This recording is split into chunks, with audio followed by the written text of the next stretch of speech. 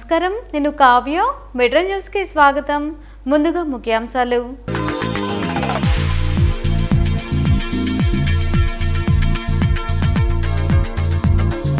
TDP అభ్యర్థుల రెండవ list విడుదల. గుంటూరు తూర్పు నుంచి నసీర్, వెస్ట్ నుంచి గల్లా మాధవి పోటీ.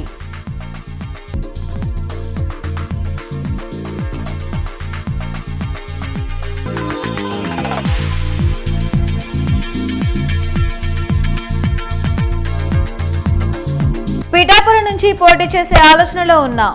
పొత్తుకు మధ్యవర్తిత్వం వహించడం వల్ల తానే నష్టపోయా. జనసేన అధినేత పవన్ కళ్యాణ్ వ్యాఖ్య.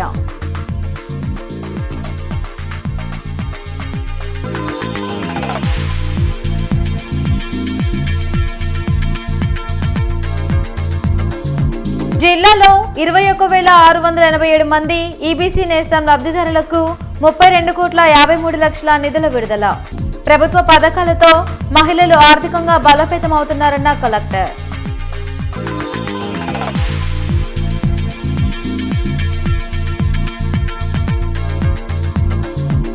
వైసీపీ పాలనలో ఉద్యోగ, ఉపాధ్యాయ, పెన్షనర్లు తీవ్ర ఇబ్బందులు పడ్డారు. సీఎం చర్యలు జరపకే సమస్యలు పరిష్కారం కాలేదు. ఎమ్మెల్సీ లక్ష్మణరావు.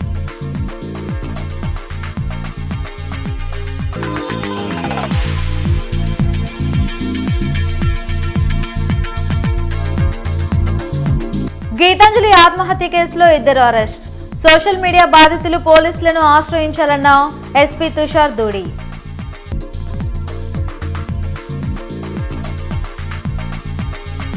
తెలుగుదేశం పార్టీ రెండవ అభ్యర్థుల జాబితా విడుదలైంది. 34 మందితో కూడిన లిస్టును విడుదల చేశారు. గుంటూరు ఈస్ట్కు మహమ్మద్ నసీర్, గుంటూరు వెస్ట్కు పిడుగురాళ్ల మాధవి, పెదకూరుపాడు నియోజకవర్గంకు భాషం ప్రవీణ్ టీడీపీ అభ్యర్థులుగా పోటీ చేయనున్నారు. వైసీపీ జగన్ పై నాకు వ్యక్తిగత ద్వేషం లేదు, మమ్మల్ని తొక్కేస్తామంటే మేము అధహ పాతాళంలోకి తొక్కేస్తామన్నారు జనసేన అధినేత పవన్ కళ్యాణ్. జనసేన పార్టీ ఆవిర్భావ దినోత్సవాన్ని మంగళగిరిలోని పార్టీ కేంద్ర కార్యాలయంలో నిర్వహించారు. ఈ సందర్భంగా నిర్వహించిన కార్యక్రమంలో పార్టీ అధ్యక్షులు పవన్ కళ్యాణ్ పాల్గొన్నారు. 150 మందితో ప్రారంభమైన జనసేనకు ఇప్పుడు 6.5 లక్షల మంది క్రియాశీలక కార్యకర్తలు, నాయకులు ఉన్నారు. అన్యాయం జరిగితే సగటు మనిషి తిరగడేలా ధైర్యం ఇచ్చేందుకే రాజకీయాల్లోకి వచ్చా అన్నారు. 150 మందితో ప్రారంభించాం.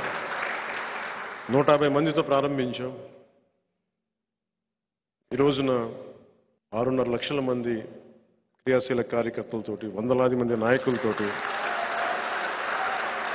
2014 మార్చి ఒక హోటల్లో పెడితే ఒక దశాబ్దం తర్వాత 2014 మన సొంత ఆఫీసులు పెట్టుకున్నాం.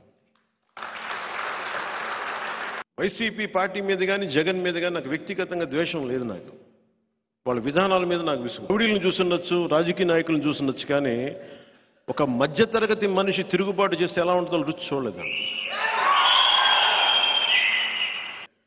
మీరు ఎప్పుడన్నా సరే నా మీద దాడి చేయాలని కూడా గుర్తుపెట్టుకోండి. 2008లో నేను తుపాకీ ఇచ్చేసి వచ్చాను. దాని అర్థం ఏంటంటే ప్రతిరోజు 24 గంటలు బతుకుతాను. ఆ రోజు బతికానా, ఆ రోజు ఇంటికి వెళ్ళాను అంతే. నా మీద మీరు అలాంటి ఊహిస్తే పర్యవసానం మీ ఊహకే వదిలేస్తున్నాం. ప్రజల కష్టాలు నావే అనుకొని పనిచేస్తున్నా, నాపై దాడికి పాల్పడితే ఏం జరుగుతుందో మీ ఊహకే వదిలేస్తున్నా అన్నారు పవన్ కళ్యాణ్. అప్పులు తెచ్చి వెల్ఫేర్ చేసుకుంటూ వెళ్ళిపోతే శ్రీలంక అధ్యక్షుడి భవనాన్ని ప్రజలు ఎలా వాడుకున్నారో తాడేపల్లి ప్యాలెస్ను అలాగే వాడుకుంటారని చెప్పారు. వెల్ఫేర్ అంటే ప్రజల తాలూకు సమాజం, వాళ్ళకి కష్టాలకి మనం అండగా ఉండటం, వాళ్ళు చేయలేని పరిస్థితుల్లో ఉన్నప్పుడు మనం చేయూతనివ్వడం. అలాగే అభివృద్ధి కూడా కావాలి. అభివృద్ధి అనేది మనం సింపుల్గా చెప్పాలంటే, నేను సినిమా చేస్తే వచ్చిన డబ్బుని వెల్ఫేర్ అనే కౌలు రైతుల ద్వారా నేను ఇస్తాను. నేను అర్థాన్ని అసలు సినిమాలే చేయలేకుండా ఎక్కడి నుంచి తీసుకురాను డబ్బులు? అభివృద్ధి అనేది లేకుండా ఎక్కడ పథకాలు ఇస్తాం? ఇది ప్రతి మధ్యతరగతి మనిషి ఆలోచిస్తూ ఉన్నాడు. అందుకని జనసేన, టీడీపీ కానీ మేము భారతీయ జనతా పార్టీ వీళ్ళందరం కూడా మేము చెప్తుంది welfare with development, not just welfare. అప్పులు తెచ్చి అభివృద్ధి అనేది కాదు. అందుకని నేను మాటిస్తున్నాను ప్రతి ఒక్కరికి కూడా అభివృద్ధి అనేది ఉంటుంది. దాంతోపాటు జగన్ చేసేదానికంటే కూడా 10 ఎక్కువే ఉంటుంది. కానీ ఎందుకంటే మాకు అవసరం లేవు. అప్పులు తెచ్చి వెల్ఫేర్ చేసుకుంటూ వెళ్ళిపోతే ప్రతి ఆటో డ్రైవరు, ప్రతి మహిళ, ప్రతి ఒక్కరూ కూడా తాడేపల్లి ప్యాలెస్ని మన శ్రీలంకలో ప్రెసిడెంట్ ప్యాలెస్ లాగా ఎలా వాడుకుంటారో అలా వాడుకుంటారు.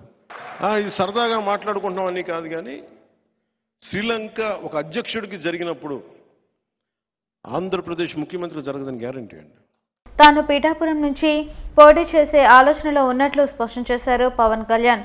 పొత్తుల కారణంగా ఎంపీగా పోటీ చేయాలని ఒత్తిడి ఉందన్నారు. అలాగే నేను ఎక్కడి నుంచి పోటీ చేయాలి, ఎమ్మెల్యేనా ఎంపీనా అని అన్నిటికంటే కూడా పిఠాపురం వీటన్నిటికంటే కూడా నేను అడిగేది, ఇది నేను పోటీ చేద్దాం అనుకుంది ఎమ్మెల్యేగానా ఎంపీగానా అని అనుకున్నాను.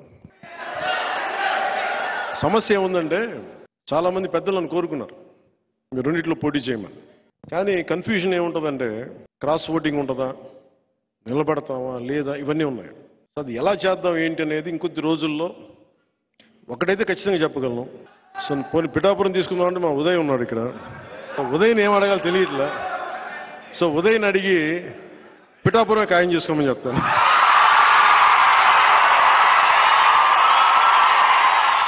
గుంటూరు తూర్పు నియోజకవర్గ తెలుగుదేశం పార్టీ అభ్యర్థిగా మహమ్మద్ నజీర్ను ప్రకటించారు. దీంతో టీడీపీ శ్రేణులు సంబరాలు నిర్వహించారు.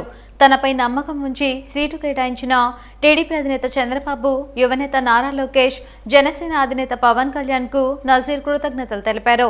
రాష్ట్ర భవిష్యత్తును గాడిలో పెట్టేందుకు టీడీపీ, జనసేన, బీజేపీ కూటమి విజయం చాలా అవసరమని చెప్పారు. ప్రజల మద్దతుతో గుంటూరు తూర్పు నియోజకవర్గంలో టీడీపీ అధిక మెజారిటీతో విజయం సాధిస్తుందని ఆశాభావం వ్యక్తం చేశారు నజీర్.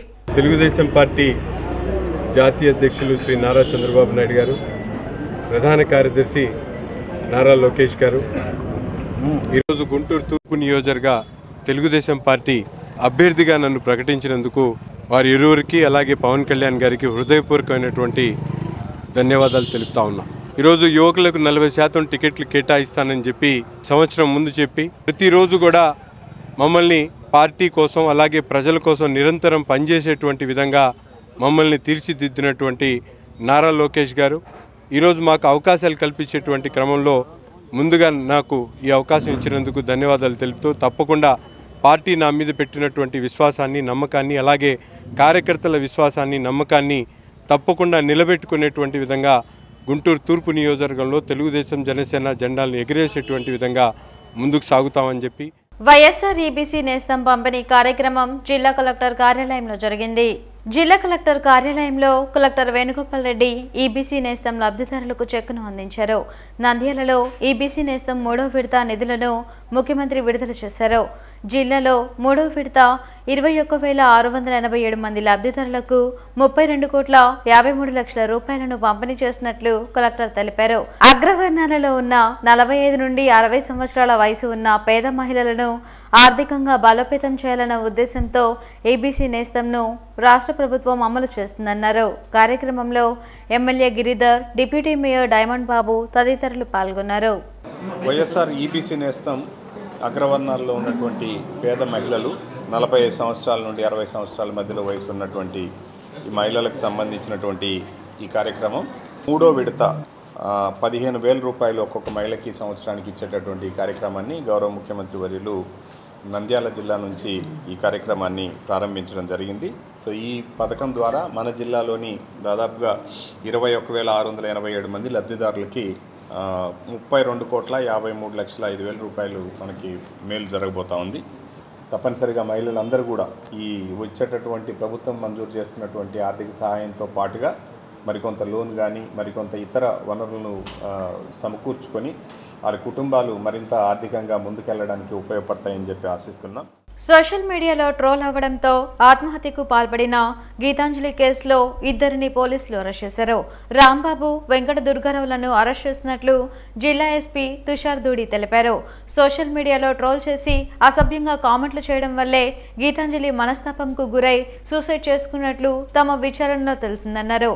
గీతాంజలి ఈ నెల తేదీ 4ని తెనాలి కాలేజ్లో ఒక గవర్నమెంట్ స్కీమ్లో పార్టిసిపేట్ చేసింది.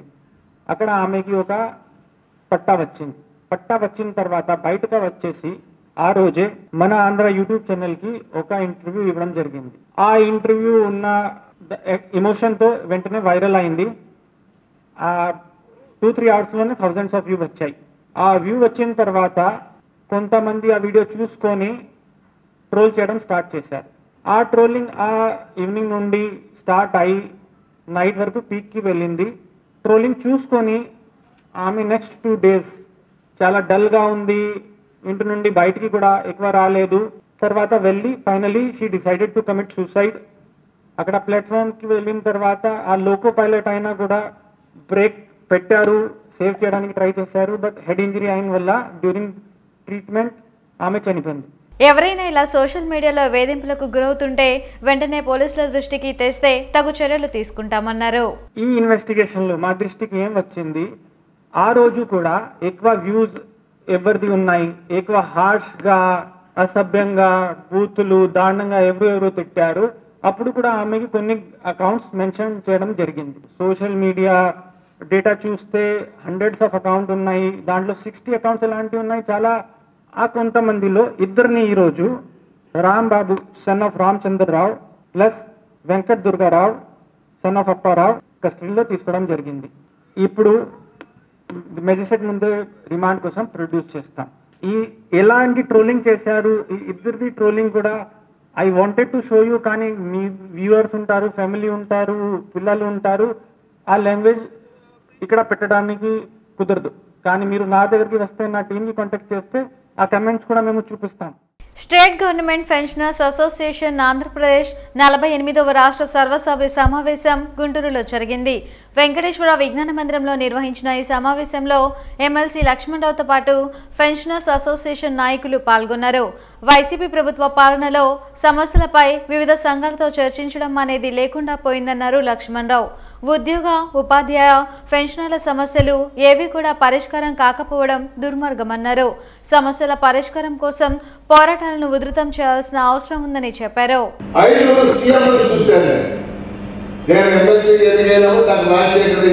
ముఖ్యమంత్రి గారు తర్వాత రోసయ్య గారు, కిరణ్ కుమార్ రెడ్డి గారు, చంద్రబాబు నాయుడు గారు, ఇప్పుడు జగన్మోహన్ రెడ్డి గారు.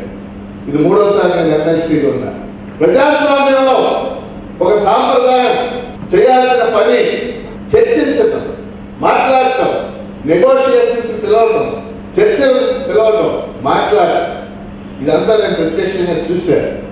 రాజశేఖర రెడ్డి గారు ఉద్యోగ ఉపాధ్యాయ సంఘాలు పిలిచేవాడు. కొన్ని సందర్భాల్లో ఉపాధ్యాయ సంఘాలతో పాటు మేము కూడా అనేక సమావేశాల్లో పాల్గొన్నాం.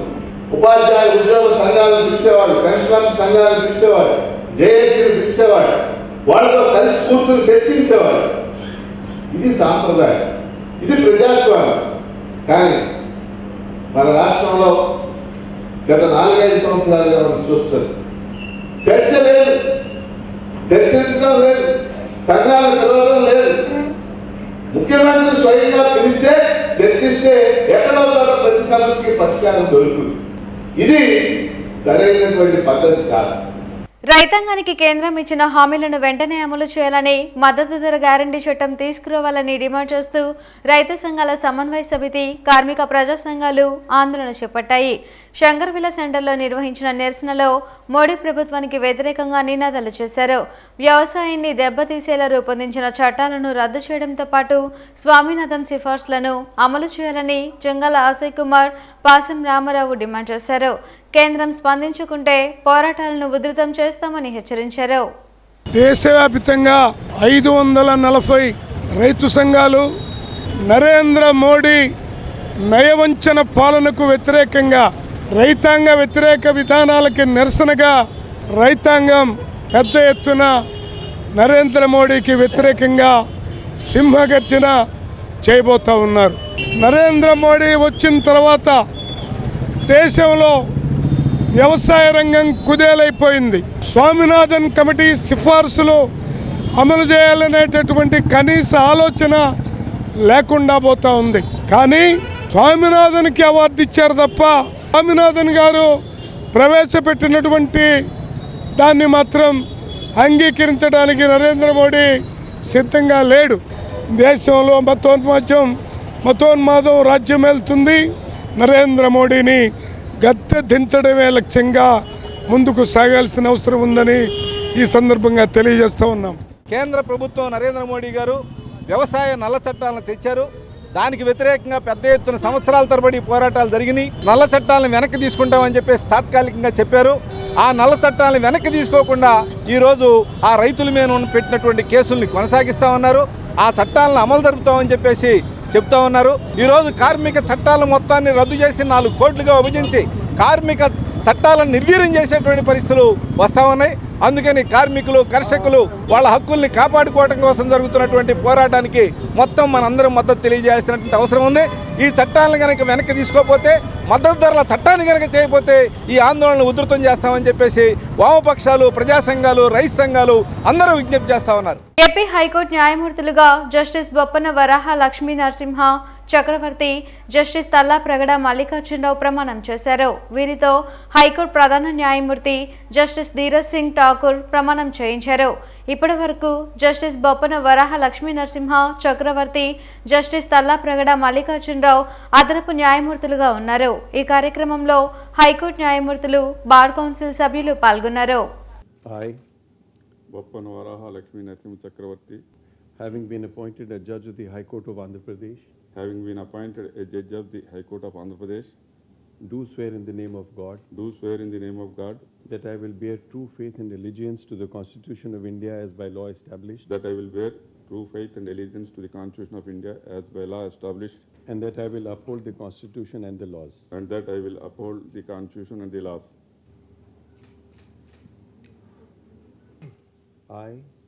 I, Talla Pragada Mallikarjunarao, having been appointed a judge of the High Court of Andhra Pradesh,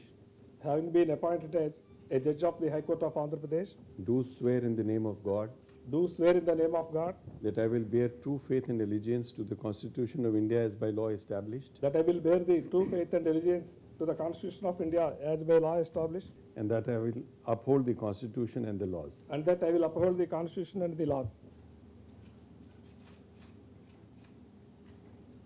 అరండల్పేటలోని జిల్లా గ్రంథాలయంలో దివంగత మాజీ ముఖ్యమంత్రి వైఎస్ రాజశేఖర రెడ్డి విగ్రహాన్ని ఏర్పాటు చేశారు.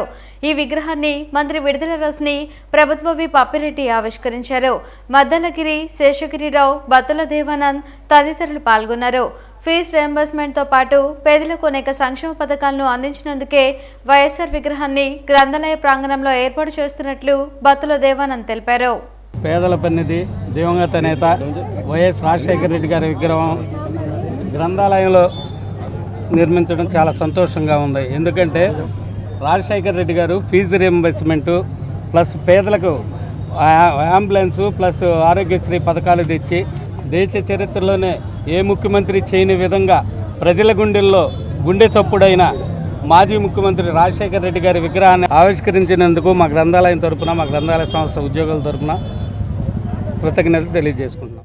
169 గ్రూప్ 1-2 పోస్టుల అవకతవకలపై సిబిఐ విచారణ జరపాలని డిమాండ్ చేస్తూ తెలుగు యువత ఆందోళన చేపట్టింది. జిల్లా కలెక్టర్ వద్ద తెలుగు యువత అధ్యక్షులు రావిపాటి సాయికృష్ణ ఆధ్వర్యంలో బొట్టెలలో గ్రూప్ 1-2 పోస్టులను అమ్ముతూ వినూత్న నిరసన తెలిపారు. 169 గ్రూప్ 1-2 పోస్టులు చెల్లవని హైకోర్టు ఇచ్చిన తీర్పు వైసీపీ ప్రభుత్వానికి చెంపపెట్టు లాంటిదన్నారు. అభ్యర్థులను మోసం చేస్తూ సంతలో పశువుల్లాగా పోస్టులను అమ్ముకున్నారని విమర్శించారు. గ్రూప్ 1-2 పోస్టుల అవకతవకలపై విచారణ జరిపి గౌతమ్ సవాంగ్, రామాంజనేయులపై చర్యలు తీసుకోవాలని డిమాండ్ చేశారు. ఓ ఎంఆర్ షీట్లను మార్చి గౌతమ్ సవాంగ్ అవకతవకలకు పాల్పడ్డారని ఆరోపించారు. హైకోర్టు తీర్పును అమలు చేస్తూ గ్రూప్ 1-2 పోస్టులను రద్దు చేయాలని డిమాండ్ చేశారు. ఏదైతే గౌరవ హైకోర్టు తీర్పిచ్చిందో 169 గ్రూప్ 1-2 ఉద్యోగాలు చెల్లవని చెప్పి నోటిఫికేషన్ ఇవ్వడం జరిగింది. ఇది వైకాపా ప్రభుత్వానికి, ముఖ్యమంత్రిగా జగన్మోహన్ రెడ్డికి ఒక చెంపపెట్టని మనం ఈ సందర్భంగా తెలియజేస్తా ఉన్నా. ఏపీపీఎస్సీ ద్వారా ఓఎంఆర్ సీట్లు గౌతమ్ సవాంగ్ గారు ఎప్పుడైతే డీజీపీగా అయిపోయిన తర్వాత ఏపీపీఎస్ చైర్మన్ అయ్యారో, అంతకుముందున్న పిఎస్ఆర్ ఆంజనేయులు గారు అక్రమాలకు పాల్పడి 49,000 ఓఎంఆర్ సీట్లు మార్చేసి ఈరోజు లక్షలాది మంది నిరుద్యోగులు పొట్టగొట్టారు. 169 గ్రూప్ 1-2 పోస్టులను సంతలో పశువులను అమ్మేట అమ్మేసి ఆంధ్రప్రదేశ్లో ఉన్నత విద్యకి ప్రాధాన్యం లేకుండా, చదువుకున్న వారి విలువ గుర్తింపు లేకుండా చేసిన పరిస్థితి ఆంధ్రప్రదేశ్లో ఉంది. ఈరోజు గౌరవ హైకోర్టు కూడా తీర్పిచ్చి ఆ 169 పోస్టులు చెల్లవందంటే గతంలో ఏ విధంగా అవినీతి చేశారు. జగన్ ప్రభుత్వ టైంలో జరిగిన గ్రూప్ 1 నోటిఫికేషన్లు పోస్టుల భర్తీ పైన సిబిఐ విచారణ జరపాలా. ఆ పిఎస్ఆర్ ఆంజనేయుల్ని అలాగే గౌతమ్ సవాంగ్ గారిని వెంటనే కస్టడీలో తీసుకొని విచారించాలా. వాళ్ళు పదవుల నుంచి తప్పుకోవాలా. జిల్లా ఫ్యామిలీ కోర్ట్ 5వ అడిషనల్ డిస్ట్రిక్ట్ కోర్ట్ పీపీలుగా వల్లపు కృష్ణ, బొడ్డు కోటేశ్వరరావు నియమితులయ్యారు. ఈ మేరకు నూతన పీపీలకు జిల్లా కోర్టులో సత్కార కార్యక్రమం జరిగింది. వైసీపీ లీగల్ సెల్ రాష్ట్ర ప్రధాన కార్యదర్శి Poluru Venkatareddy, government pleader Pokala Venkateswarlu, YCP legal cell జిల్లా అధ్యక్షులు భగవాన్, పబ్లిక్ ప్రాసిక్యూటర్లు రమణారెడ్డిలు తదితరులు పాల్గొని నూతన పీపీలను ఘనంగా సత్కరించి అభినందించారు. సీఎం జగన్ పరిపాలనలో ప్రతి ఒక్కరికి సామాజిక న్యాయం చేయడం జరుగుతుందని వారు వెల్లడించారు. ఇందుకు అన్ని వర్గాలకు సమానంగా పీపీ పదవులు ఇవ్వడమే నిదర్శనమని చెప్పారు. అదేవిధంగా నూతన పీపీలు పేదలకు న్యాయం చేయడమే లక్ష్యంగా పనిచేయాలని సూచించారు. ఫ్యామిలీ కోర్టుకు సంబంధించి పీపీగా బొడ్డు కోటేశ్వరరావు గారు అయితేనేమి, అలాగే 5th కోర్టుకు సంబంధించి మిత్రుడు పల్లవ కృష్ణ గారికి అయితేనేమి నియమించడం జరిగింది పీపీలుగా. ముఖ్యమంత్రిగా ప్రమాణ స్వీకారం చేసినటువంటి జగన్మోహన్ రెడ్డి గారు సామాజిక న్యాయం పేరుతో ప్రతి ఒక్క వర్గానికి కూడా పీపీ పోస్టులు ఇవ్వడం జరుగుతూ ఉంది. ఈ సందర్భంగా గుంటూరు న్యాయవాదుల తరపున జగన్మోహన్ రెడ్డి గారికి ప్రత్యేక ధన్యవాదాలు తెలియజేస్తా ఉన్నాం. ఎస్సీ సామాజిక వర్గానికి చెందినటువంటి 5గురికి అయితేనేమి, ముస్లిం మైనారిటీలకు సంబంధించి 3గురికి, బీసీ వర్గాలకు సంబంధించి 3గురికి లా ఆఫీసులుగా నియమించడం గుంటూరు బార్ అసోసియేషన్ చరిత్రలో ఇది మొట్టమొదటిసారి జరిగింది. రానున్న రోజుల్లో కూడా ఇదే సామాజిక న్యాయం పాటిస్తూ అందరికీ న్యాయం చేయాలనే ఒక భావనతో గుంటూరు జిల్లా లీగల్ సెల్ పనిచేస్తూ ఉంది. పేదరికంలో ఉండి అంతర్జాతీయ క్రీడల్లో ప్రతిభ కనపరుస్తున్న క్రీడాకారులను ప్రోత్సహించాల్సిన అవసరం అందరిపై ఉందని డిఎస్టీఓ వెంకటేశ్వరరావు అన్నారు. అంతర్జాతీయ కిక్ బాక్సింగ్ లో బ్రాంజ్ మెడల్ సాధించిన కోటి నాగబాబుకు ఆయన అభినందనలు తెలిపారు. బాక్సింగ్ క్రీడ అనేది మార్షల్ ఆర్ట్ కు సంబంధించిన క్రీడ అని, ఈ క్రీడలో విజయం సాధించడం కష్టంతో కూడిన అంశమన్నారు. ఫిబ్రవరి నెలలో జరిగినటువంటి కిక్ బాక్సింగ్ ఛాంపియన్షిప్లో బ్రాంజ్ మెడల్ సంపాదించి తన తల్లిదండ్రులకి అలాగే కంబైన్డ్ జిల్లా గుంటూరు జిల్లా కీర్తి పతాకాన్ని ఎగురవేసినటువంటి యాసం కోటి నాగబాబు అనేటువంటి ఈ యువకుడు అంతర్జాతీయ స్థాయిలో కిక్ బాక్సింగ్ ఛాంపియన్షిప్లో మెడల్ సాధించడం గుంటూరు జిల్లాకి ఎంతో సంతోషించినటువంటి విషయం.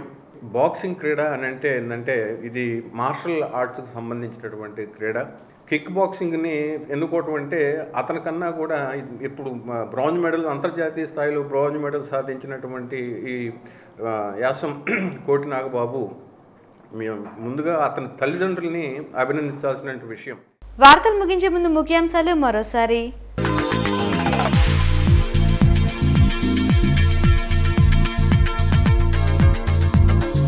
టీడీపీ అభ్యర్థుల 2వ లిస్టు విడుదల. గుంటూరు తూర్పు నుంచి నసీర్, వెస్ట్ నుంచి గల్లా మాధవి పోటీ.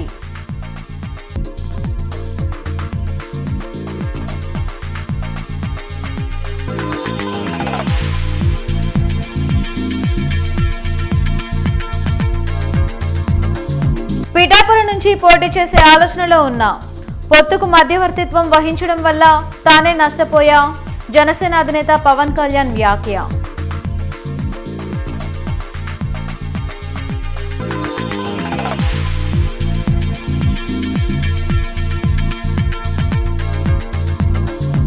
జిల్లాలో 21,687 మంది ఈబీసీ నేస్తం లబ్ధిదారులకు 32,53,00,000 నిధుల విడుదల.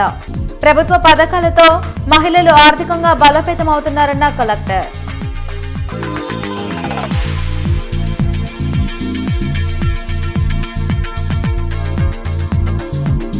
వైసీపీ పాలనలో ఉద్యోగ, ఉపాధ్యాయ, పెన్షనర్లు తీవ్ర ఇబ్బందులు పడ్డారు.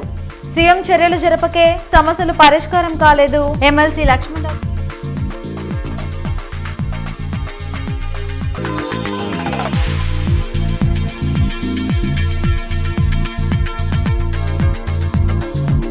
గీతాంజలి ఆత్మహత్య కేసులో 2 అరెస్ట్. సోషల్ మీడియా బాధితులు పోలీసులను ఆశ్రయించాలన్న ఎస్పీ తుషార్ దూడి.